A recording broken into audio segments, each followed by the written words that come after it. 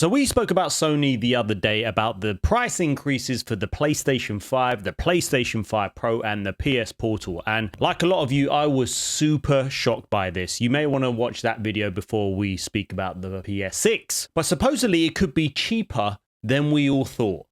And when I say cheaper, I still mean it's still going to be freaking expensive. So just as a reminder of how much it will now cost from the 2nd of April to buy a PlayStation 5. Well, in the UK, you're looking at for a base PS5 now. You were looking at the original price of £480 and now it will cost you £570. And for a PS5 digital edition, it was $430. It will now cost $520. And for the Pro, $700 without a disc drive or a stand, and it will now cost $790. And then there was a £20 increase for the PS Portal. It's baffling to know that they've increased the prices for whatever reason. They've increased the prices of obviously PS Plus. We've gone through this in the previous video, but what does that say for next generation? Now, I think about 95% of people like myself are saying that I don't even want to speak about next generation because it feels like we're getting the most out of the PS5 generation only in the last year or so because we're getting really good games. Obviously, we know Sony's exclusive. There had to be a bit of a hold on those because they focused obviously on the live service trend. That didn't work out and we've had to rely on third-party studios. So it makes you think with the PS6, what is the selling point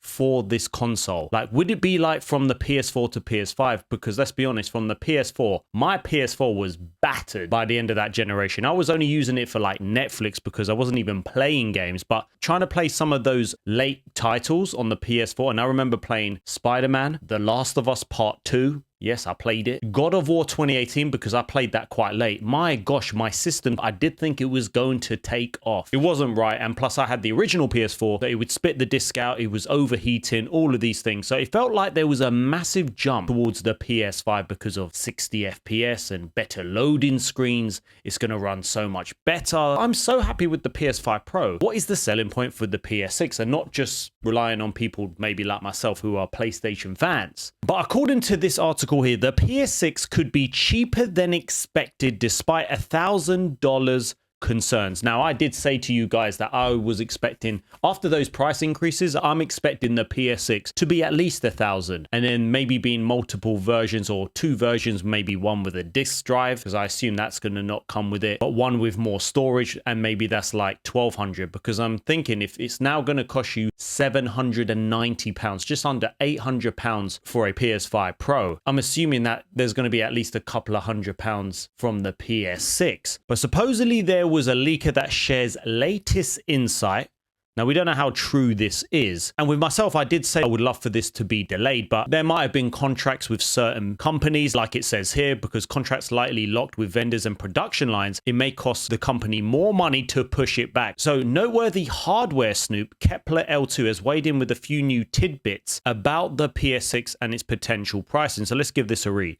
My current BOM estimate for the PS6 is $760. So I would say $700 is still possible with a reasonable subsidy. The question is if Sony will bother now that Xbox is no direct competition anymore. This is personal speculation, so we couldn't possibly comment on its accuracy. So it's obviously unclear that he's accounting for shipping, storage, and retail cuts. These will add to the costs too. Assuming this is all accurate, though, you could still be looking for a console under $1,000, which we suppose is a sweet mercy these days. I feel like Sony are programming us, or people think that because all of these consoles are going up in price, if we get a PS6 that's under $1,000, we're like, wow, guys, that's brilliant. That is still freaking expensive, and for the majority of people, if it's not around 600, it's a lot of money in today's financial world because of everything going on. Obviously, I bought mine for like £550 with Spider-Man Miles Morales, a remote, and to think, yes, it's going to be expensive, but it felt like there was justification in that purchase. With the lack of probably games and exclusive games in this generation, will people be quick to jump to this PS6?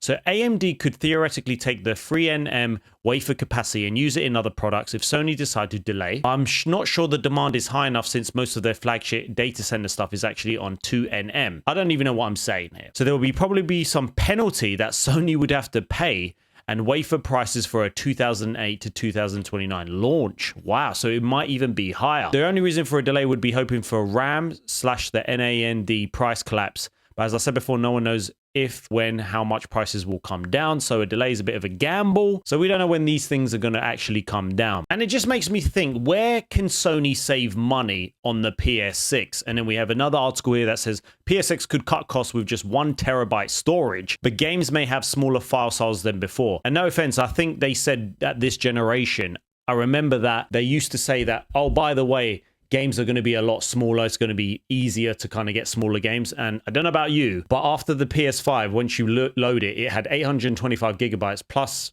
I think it was around 700 or 600 and something. There's games that are well over 100 gigabytes. So personally, I don't think games are actually coming down in file size, especially when you look at the big, well, I say big AAA, you look at Call of Duty and stuff like that, where, man, their games are well over 100 gigabytes. Can I expect them to be a lot lower? I don't know. If the next generation console supports neural texture compression like expected, games could have a smaller footprint than they currently do on the PS5. Yeah, right. Just like when they said digital games would be cheaper because there wouldn't be costs of, you know, shipping them and the physical box. So it does sound like the kind of thing the system architect Mike Cerny and his team would be experimenting with as part of Project Amethyst, especially at a time when the cost of memory has exploded. One solution to the problem may simply be to do more with less. So it just makes me think, if they're trying to save money on this next generation, you better believe it, this is probably not going to have a stand. This is probably not going to have a disk drive. I'm pretty sure, would they do 2 versions? I'm pretty sure they're probably going to go with the disk drive that it attaches,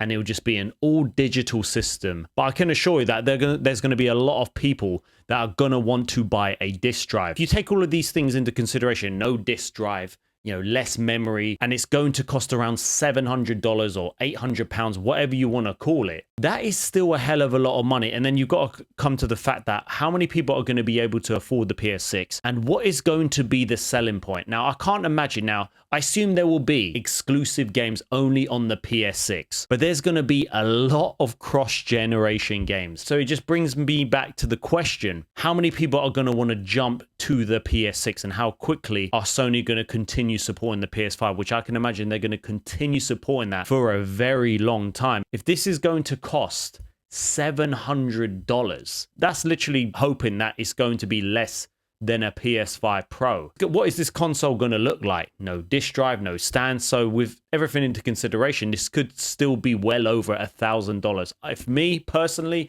if the PS6 is that enticing, of course I would still want to buy it, but I would also want to buy a disk drive. I wouldn't want to have all of these PS5 games here and not be able to play them on the PlayStation 6. That wouldn't make any difference. So not having a disk drive would be really stupid, if you ask me. But I feel like even with this article here, them saying it could be cheaper than expected, it feels like they're kind of programming us, or like kind of warming us to the possibility that, oh, listen, this console's not 1,000, it's 800, it's a lot cheaper. And then you think that's still a lot of money for a generation. But for me, I still hope that they do delay, because I feel like we've got all of this year to enjoy the PlayStation 5 and the PS5 Pro, because it feels like only this year we've started getting the real benefits of the PS5 Pro. Let's be honest, PSSR 2 has been an incredible update on the PS5 Pro, but it only came out this year, and only more and more games are slowly starting to push that update for the PS5 Pro. You had games like Crimson Desert, Resident Evil Requiem come, launch with that PSSR 2, but they're the only games that have actually launched with that PSSR 2.0. So to think we're only getting the benefits now of the PS5 Pro, and then in another year we're going to get a PlayStation 6. I just think it's going to be a very hard thing to kind of sell this console, because where is the justification? Where is the need to get a PlayStation 6? Is there going to be exclusive games like a Days Gone 2 that's not coming out on PS5? Me personally, I think they need to go that route with exclusive games. I've said it before and I'll say it again. If that PS6 doesn't launch with like incredible exclusive games, if you give the people what they want, just imagine Days Gone 2, a Bloodborne remake, only on the PS6, you have to make it enticing enough for people to want to buy that console, because if everything's just going to come out on the PS5, they're going to have a very hard time trying to sell this console 100%. They will not sell as many consoles as they have with the PS5. What do you think about the PS6? How much do you think it will be? What do you think it needs to come with for making you want to buy that console? What do they need to do to make people enticed to buy this console? Drop your thoughts in the comments and let me know. Hit the like button. We're trying to make it full time. I'll see you soon.